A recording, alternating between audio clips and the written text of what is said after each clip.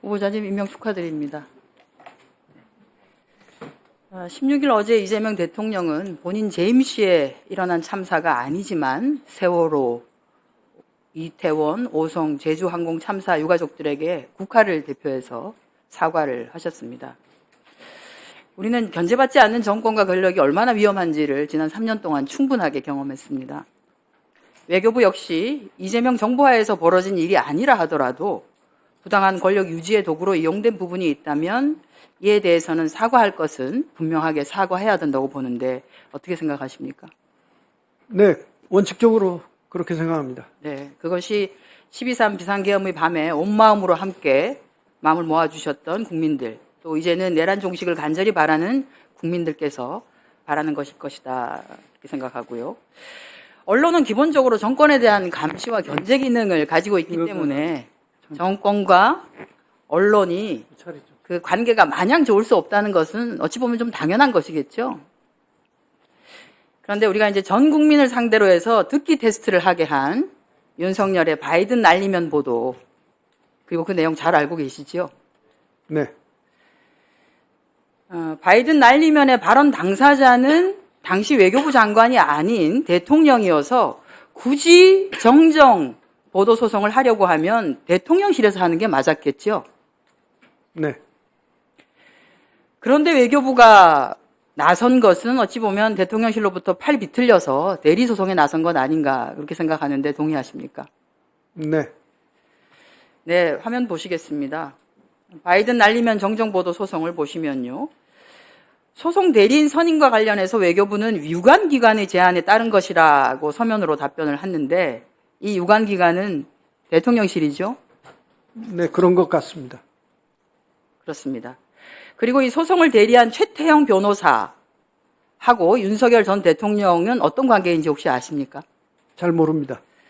네, 2020년 12월 윤석열 검찰총장을 징계하기 위한 징계위원임에도 불구하고 불출석함으로써 정족수 미달을 만들어서 실질적으로 징계를 무효화시킨 변호사입니다.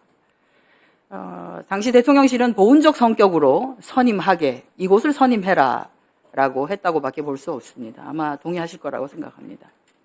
그런데 이제 외교부 소송사건 위임 등에 관한 지침, 외교부가 자체적으로 가지고 있는 예규를 보면 외교부 장관은 소송 위임 시에 우선적으로는 정부 법무공단을 우선해서 고려하도록 하고 예외적인 경우에만 법무법인이나 변호사에게 소송을 대리하도록 그렇게 되어 있습니다. 그리고 정부 법무공단이 아닌 다른 소송 대리인을 선임하는 경우에는 원칙적으로 경쟁 입찰 방식을 선택하고 아주 예외적인 경우에만 저렇게 수의 계약을 할 수 있도록 되어 있습니다. 이번 사안은 예외 사유를 쭉 이렇게 보면요. 특별한 사정이 있어서 경쟁 입찰을 적용하기 부적절한 경우에 해당하는 것으로 보이는데 그 특별한 사정이라는 것이 결국은 유관기관의 추천이 아니었겠나라는 생각을 합니다. 왜냐하면 1심 수임료가 3,630만 원이기 때문에 소송사건 수임료가 총 2천만 원을 넘어서 수의계약을 할 수 있는 조항에도 해당되지 않습니다. 아주 특별한 케이스죠. 그리고 그간에 있었던 외교부 소송 비용 현황을 이렇게 보면요. 지난 5년 동안 외교부가 유일하게 언론사를 상대로 한 소송은 이 바이든 날리면 관련 소송입니다. 그래서 소송 대리인 선임뿐 아니라 변호사에게 지급한 보수도 역대 최대 금액입니다. 1심 소송 대리 변호사에게 3,600만 원을 지급했는데요. 5년간 외교부 수임료 내역 중에 최고액입니다. 쭉 보시면 저렇게 나와 있습니다. 그런데 이제 이것도 문제가 되는 것이 국가소송을 수임하는 변호사에게 지급하는 보수는 국가를 당사자로 하는 소송에 관한 법률에 근거한 법무부 훈령이 있습니다. 이 훈령에 따르도록 되어 있는데요. 보수 800만 원과 사례금을 포함해서 최대 1,200만 원이 최대 1,200만 원이 적절하다라고 나와 있습니다. 외교부는 국민 세금을 대통령실을 대리해서 쓰면서 이렇게 훈령까지 어겨가면서 막 써도 되는 것인가요? 좀 판단을 한번 해봐 주십시오. 네, 이 사안에 대해서 저는 외교부가 언론을 상대로 소송을 제기한 것은 잘못되었다고 이미 밝힌 바 있습니다. 사실 어느 직원이 자발적으로 이런 일을 했겠습니까?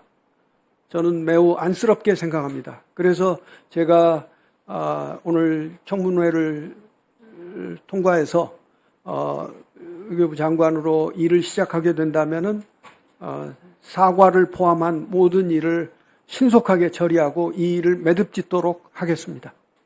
네, 그렇게 해주시면 좋겠습니다.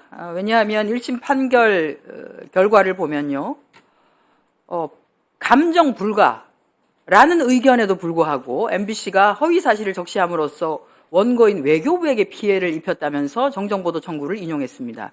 이해가 안 가는 것이 대통령의 비속어 섞인 발언으로 해서 외교부가 입은 손해가 어떤 것인지 국민들이 납득할 수 없고요. 감정 불가인데 어떻게 저것이 허위 사실을 적시했다라고 하는 것인지도 이해할 수 없고요. 저 판결이 나오고 난 뒤에는 모든 국민들로 하여금 도대체 이 1심 판결은 무엇을 위한 판결이었는가? 라고 하는 궁금증만을 만들어낸 것입니다. 문제는 이것을 근거로 해서 방송통신위원회는 이른바 바이든 날리면 보도를 방송한 방송사를 상대로 징계 조치하고 수많은 언론인들에게 징계와 소송을 당하게 했습니다. 그간의 윤석열 정권은 표현의 자유 운운하면서 헌법상 권리라고 탈북단체들의 대북전단 살포에는 무한한 관용을 베풀었는데 실제 바이든 날리면 보도와 같은 진실을 보도하고자 하는 언론과 언론인에게는 징계 등 가혹한 제재를 일관했습니다. 후보자 말씀하신 것처럼 임명이 된다라고 하면 MBC를 비롯한 언론인들에게 공식적으로 사과를 해주시고요. 대국민들에게도 이런 것으로 불편함을 끼친 것에 대해서 외교부 수장이 되신다면 반드시 사과를 해주시기를 바랍니다. 네, 잘 알겠습니다. 예, 수고하셨습니다. 다음은 홍기원 의원님 질의해 주시기 바랍니다. 네,